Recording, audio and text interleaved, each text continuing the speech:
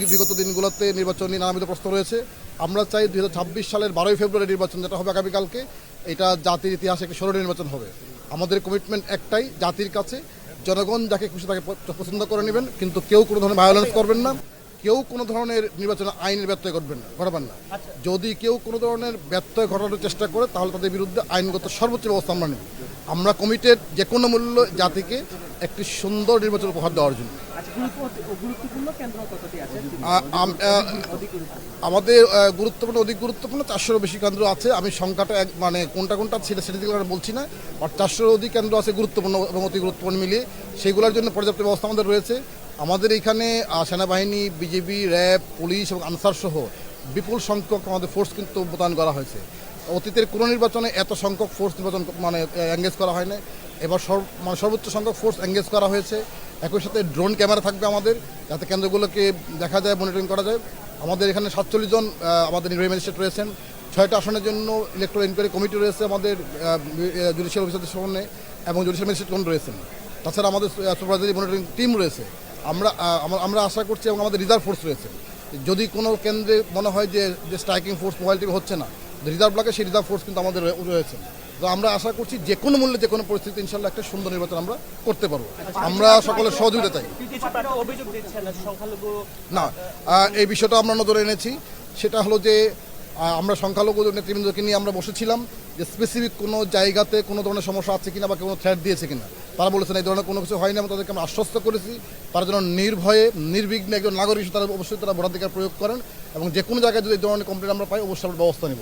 একই সাথে এখানে যে হোটেলগুলো রয়েছে সেখানেও হোটেল মালিকদের নিয়ে আমরা বসেছিলাম, যাতে করে হোটেলে কোনো ধরনের নির্বাচন আগের রাত্রে কোনো ধরনের সন্ত্রাসী চাঁদাবাদে কেউ আসতে না পারে, কেউ ভয়ভীতি পোষণ করতে না পারে।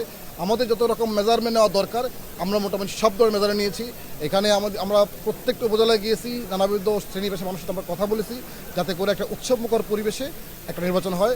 আমরাও দিন শেষে একটা স্বস্তি নিঃশ্বাস ফেলতে পারি, যা থেকে একটা নির্বাচন আমরা করতে পেরেছি। আর না, এখন পর্যন্ত কোনো স্পেসিফিক অভিযোগ আমরা পাইনি, এবং এখন পর্যন্ত আমাদের সার্ভিলেন্স আছে, গোয়েন্দা সংস্থা কাজ করছে। আমরা এতে তৎপর আছি যে কোথাও এই ধরনের কোনো সমস্যা না হয়, আমরা সে বিষয়ে তৎপর আছি। এখন পর্যন্ত তেমন কোনো অভিযোগ আমরা পাইনি। আমরা আশা করছি হয়তো এই ধরনের অনিয়ম কোনো প্রার্থী করবেন না।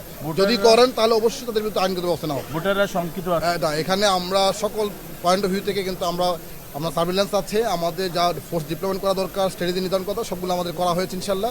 আশা করছি এখানে তেমন কিছু হবে না, একটা শান্তি নির্বাচন হবে। এখানে এই সংখ্যাটা আমি সঙ্গত কারণেই আমি ডিসকাস করতে চাই না।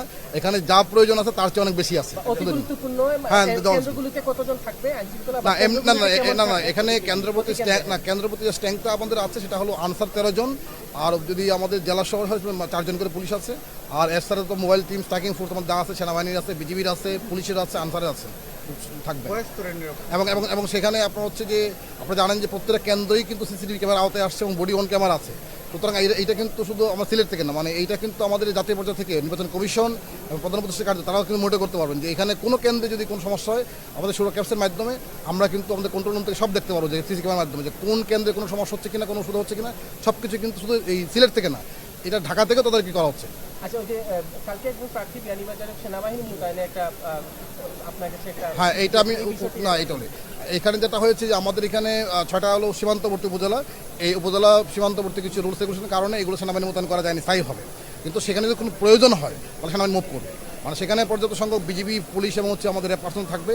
এরপরে যদি সিচুয়েশনে কোনো ডিমান্ড করে বা প্রয়োজন হয় আমাদের সেনাবাহিনী রেডি আছে, লাগলে সেখানে মুভ করবে তারা, সেই প্রস্তুতি আমাদের আছে।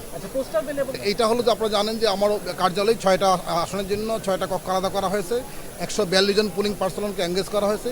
আমাদের এখানে 45,585 জন রেজিস্ট্রেশন করেছিলাম, তার মধ্যে ইতিমধ্যে আমরা 36,000 মতো ভোট আমরা পেয়েছি গতকালকে পর্যন্ত। আমরা আশা করছি হয়তো আজকালকে আরও কিছু পাবো, এবং আগামীকালকে একই সময়ে 4:30টার পরেই গণনা শুরু হবে, এবং সেখানে কিন্তু প্রতি প্রার্থীরই কিন্তু আপনার এজেন্ডা থাকবে।